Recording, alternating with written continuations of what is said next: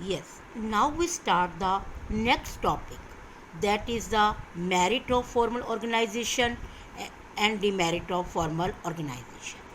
अभी हमने पढ़ा था कि फॉर्मल ऑर्गेनाइजेशन क्या होता है, इन विच responsibilities, authorities, relationships of the working enterprise are clearly defined, जहाँ पर हमें सभी को इस बात का क्लियरली पता होता है कि हमारी क्या ड्यूटीज़ हैं, क्या हमारे पास राइट्स हैं, हमारा किस पर्सन से क्या रिलेशन है।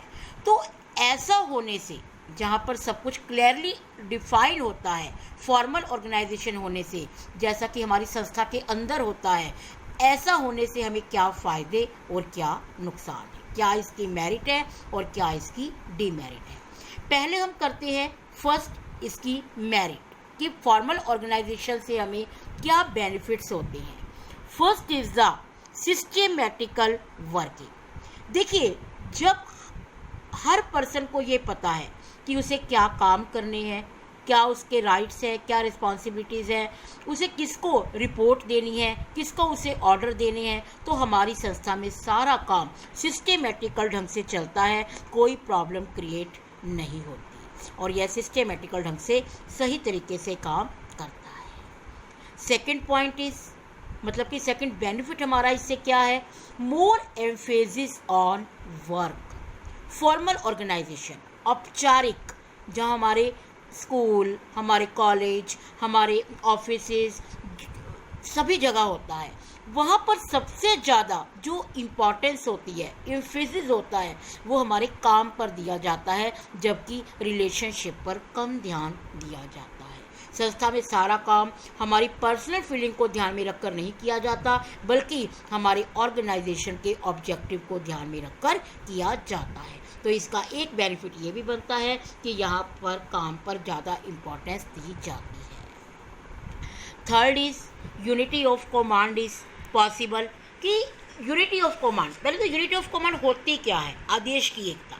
देखिए, अगर एक व्यक्ति को एक समय में एक ही पर्सन से अगर आदेश मिलता है तो वो उस काम को अच्छे से करता है। तो ये सारा काम हमारा फॉर्मल ऑर्गेनाइजेशन में ही पॉसिबल होता है, क्योंकि वहाँ पर हमें पता होता है किस व्यक्ति को क्या काम करना है और किसने किसको ऑर्डर देना है। तो यहाँ पर हमारा यूनिटी ऑफ कमांड पाया जाता है। Fourth is achievement of organisational objective.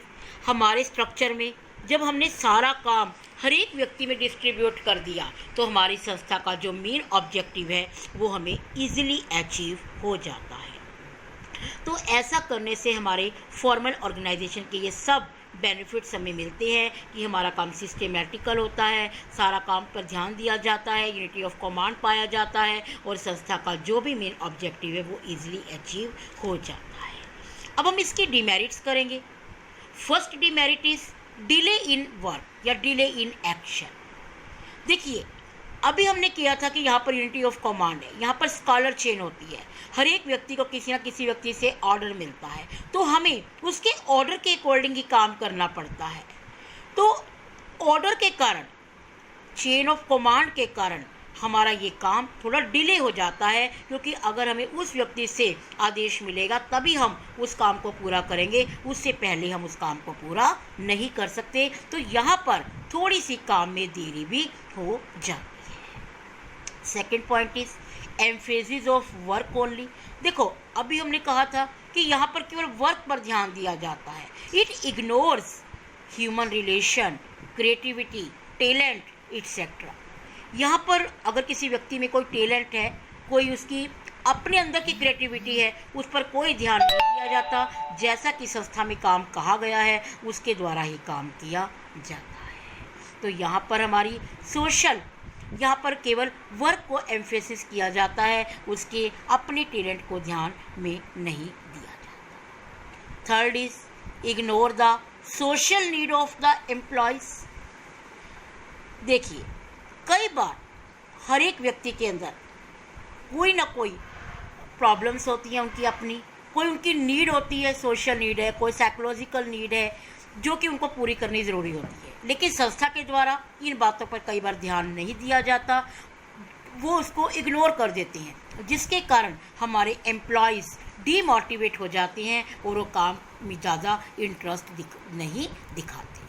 तो इस तरीके से यहाँ पर हमारी कुछ डिमेरिट्स भी होती हैं कि हमारे काम में थोड़ी देरी हो जाती है। यहाँ पर केवल संस्था के द्वारा दिया गया काम पर ही ध्यान दिया जाता है, उसके अपने टैलेंट पर ध्यान नहीं दिया जाता और उसकी अपनी पर्सनल नीड्स की तरफ ध्यान नहीं दिया जाता। इस तरह फॉर्मल के हमारे कुछ मेरिट और कुछ डिमेरिट्स हैं। अब हम इनफॉर्मल की बात करते हैं। इनफॉर्मल होता है हमारा अनौपचारिक। अनौपचारिक संस्था हमारी क्या होती है? अनौपचारिक हमने कल किया था, अभी हमने पिछले वीडियो में ही किया था कि वहाँ पर हमारी सोशल नीड्स को पूरा किया जाता है वहाँ पर। तो अगर हम बात करें कि फॉर्मल के जो मेरिट है वो हमारे इनफॉर्मल के क्या बनेंगे? डिमेरिट।